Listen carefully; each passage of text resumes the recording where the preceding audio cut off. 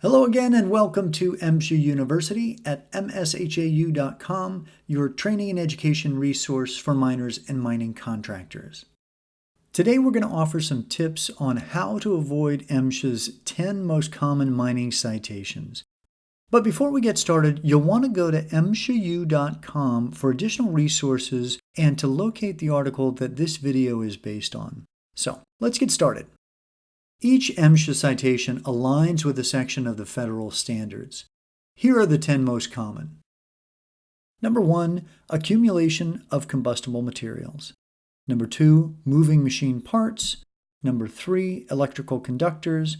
Number 4, mine ventilation plan. Number 5, safety defects. Number 6, MSHA Form 7000-2. Number 7, housekeeping. Number 8, horns and backup alarms. Number 9, other safeguards. And number 10, protection from falls of roof, face, and ribs.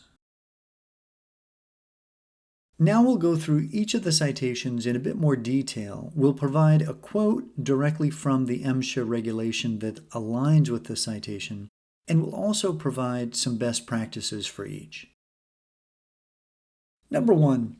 Accumulation of combustible materials accounts for about 4.5% of all mine citations. MSHA states that coal dust, including float coal dust deposited on rock-dusted surfaces, loose coal, and other combustible materials, shall be cleaned up and not permitted to accumulate in active workings or on diesel-powered and electric equipment therein. Best practices. Provide training to ensure workers recognize potential dust accumulation hazards and keep chute hatches and doors closed. Make sure an active dust collection system is in place and functioning properly. And make sure that chutes and conveyors are designed and configured in a way to reduce material impact and the creation of harmful dust. The second most common citation, moving machine parts, accounts for about 3% of all mining citations. This citation aligns with federal standards around machine guarding. MSHA states, moving machine parts shall be guarded to protect persons from contacting gears, sprockets, chains, drive, head, tail, and take-up pulleys, flywheels, couplings, shaft, fan blades, and similar moving parts that can cause injury. Guards shall not be required where the exposed moving parts are at least 7 feet away from walking or working surfaces. Best practices. Review and be aware of all machine guarding requirements and regulations. Ensure guards are in place and functioning. And take part in a job hazard analysis to identify and mitigate potential machine motion and action hazards. The third most common mining citation has to do with electrical conductors. It accounts for about 2.6% of all mining citations. MSHA states that electrical conductors shall be of sufficient size and current carrying capacity to ensure that a rise in temperature resulting from normal operations will not damage the insulating materials. Electrical conductors exposed to mechanical damage shall be protected. Best practices. Be sure to review and become familiar with all federal regulations related to electrical work. Ensure that all electrical work, including installations and repair, is performed by a licensed and experienced electrician, and make sure that the work is appropriately permitted and inspected.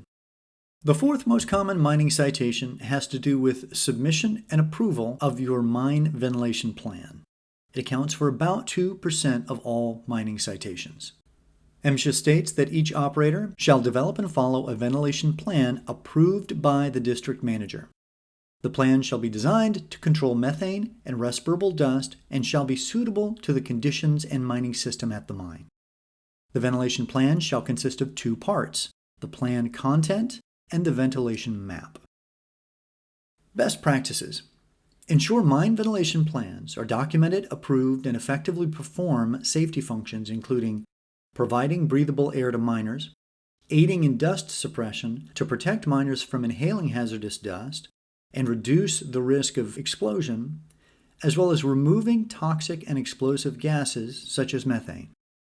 The fifth most common mining citation has to do with safety defects, examination, correction, and records, and accounts for almost 2% of all mining citations.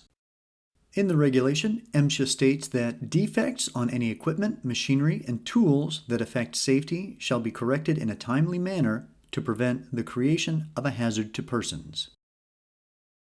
Best practices. Ensure operators are trained to perform pre-operational checks, remove and repair any damaged or malfunctioning machinery, and adhere to all manufacturers' maintenance schedules, including oil changes, filter replacements, brake lining checks and replacements, and all other prescribed services. The sixth most common MSHA citation has to do with preparation and submission of the MSHA Form 7000-2. This is the Quarterly Employment and Coal Production Report. MSHA states that each operator of a mine in which an individual worked during any day of a calendar quarter shall complete an MSHA Form 7000-2 in accordance with the instructions and criteria of Section 50.30-1 and submit the original to the MSHA Office of Injury and Employment Information. This has to be done within 15 days after the end of each calendar quarter. Best practices.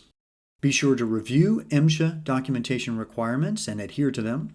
Maintain and submit all required MSHA documentation and reports.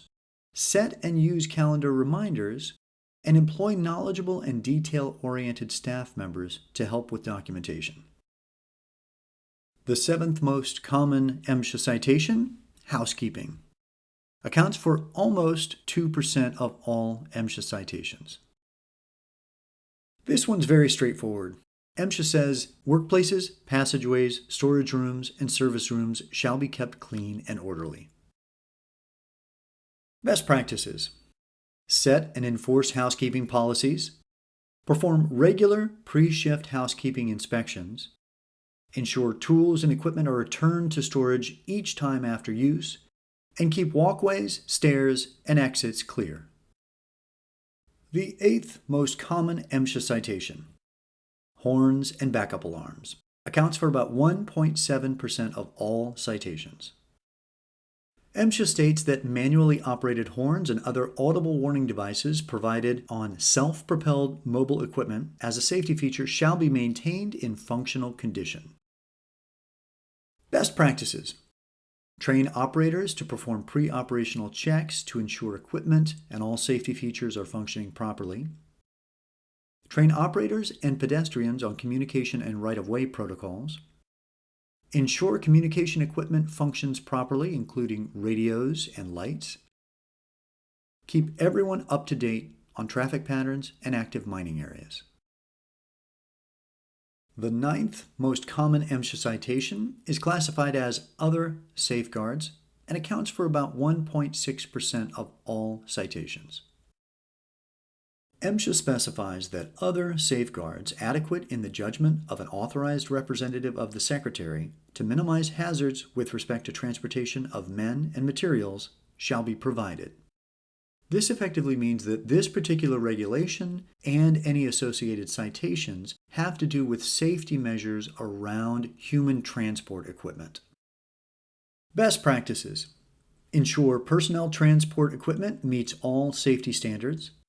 Perform pre-operational checks to make sure the equipment is functioning properly.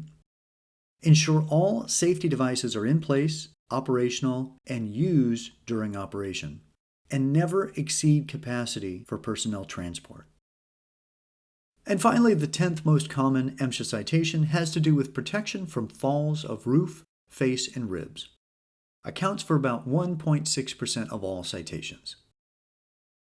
MSHA specifies that the roof, face, and ribs of areas where persons work or travel shall be supported or otherwise controlled to protect persons from hazards related to falls of the roof, face, or ribs, and coal or rock bursts. Best practices. Have and adhere to a roof control plan. Ensure roof bolting is being performed in compliance with safety standards and at regular intervals. And inspect and scale roof and other surfaces to ensure safe work areas. There you have it, MSHA's 10 most common citations. Now, if you go to MSHAU.com, you'll find our article that actually has 20 of MSHA's most common mining citations. So that should be really helpful as well. Thanks so much for watching, and be sure to subscribe and visit MSHAU.com for more helpful information on MSHA regulations and the mining industry.